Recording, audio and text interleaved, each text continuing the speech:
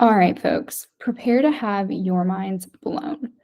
What if I told you that there is a tale that involves elements of surprise and deceit and betrayal that's centered around, wait for it, pancakes? Yep, you heard me right, pancakes.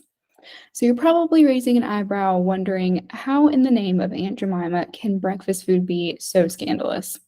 Well, strap in because this is about to get really sticky. So we're going north for this story, to the land where hockey rules, where sorry is a second language, and the Mounties, those guys in the red tunics and the wide brim hats. Yep, we're going to Canada, specifically to the great province of Quebec. This place isn't just known for its French-speaking citizens or its incredibly cold winters. It's also home to a really crucial condiment, maple syrup. We're talking about the sweet nectar that makes your morning pancakes go from drab to fab. But behind that amber gold lies a darker tale. Picture a bold heist, a daring plot, and a mystery so enthralling it would make Sherlock Holmes wish he had come out of retirement. So get ready to really dive into an unthinkable tale, and that unthinkable tale is, drumroll please, the Great Canadian Maple Syrup Heist. You heard me, it's a maple syrup heist. So it's tough to picture maple syrup as the cornerstone of some illicit operation, right? It's like saying, forget diamonds, boys, we're in the pancake sauce business. But in a world where a barrel full of syrup can fetch more than a barrel full of oil, maple syrup is it's not too far-fetched. You see, back in 2011, 2012 timeframe, something a little odd happened.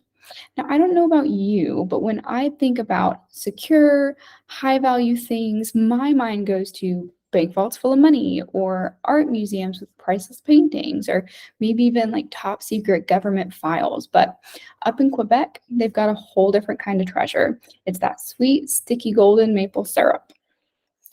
And the folks in charge of this liquid gold up in Quebec, it's the Quebec Federation of Maple Syrup Producers, or FPAQ. And these people are no small potatoes. They're big syrup, and they control the ins and outs of production and sale of all of the maple magic. And it's sort of like the OPEC of the syrup world, if you will.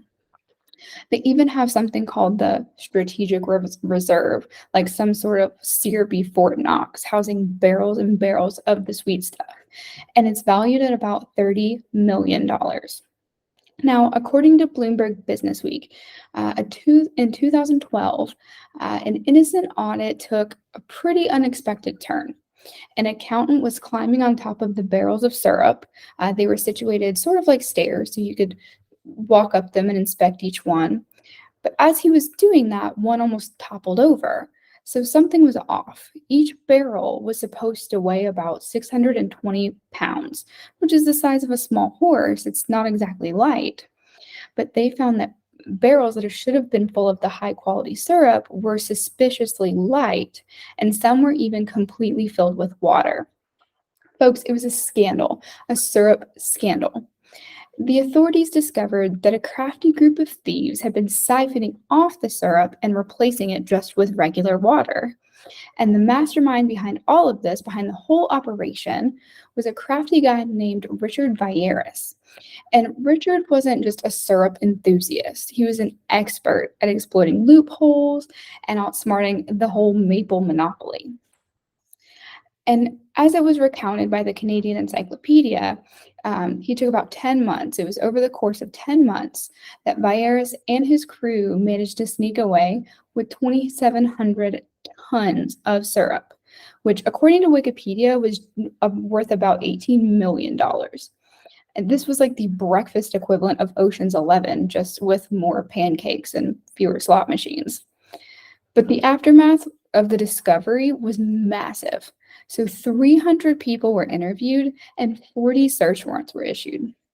But in the end, Vieras and his merry band of syrup swindlers were caught and they were held accountable for their sticky crime.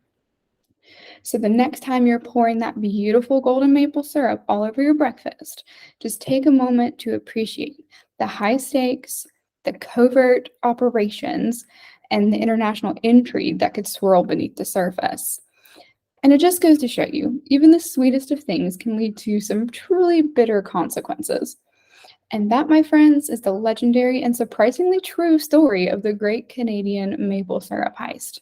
Just keep that story in your back pocket for the next time someone dares to say that breakfast is the most boring meal of the day.